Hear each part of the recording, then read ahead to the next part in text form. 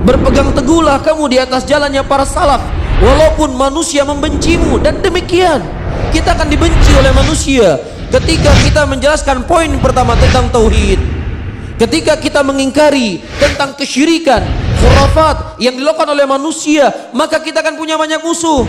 Kita akan ditentang oleh para kuburiyun, kita akan ditentang oleh para khurafat, kita akan ditentang oleh orang-orang yang mereka berkutat dengan dukun.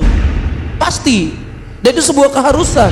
Ikuti daurahnya mulai Jumat 12 Jumadil Awal 1440 Hijriah atau bertepatan di 18 Januari 2019 sampai dengan Ahad 14 Jumadil Awal 1440 Hijriah atau bertepatan di 20 Januari 2019. Imam Malik rahimahullah berkata, apa saja yang dikatakan sebagai agama pada hari itu, maka agama pada hari ini. Dan mafhumnya, apa saja yang tidak dikenal sebagai agama pada hari itu, maka bukan agama pada hari ini.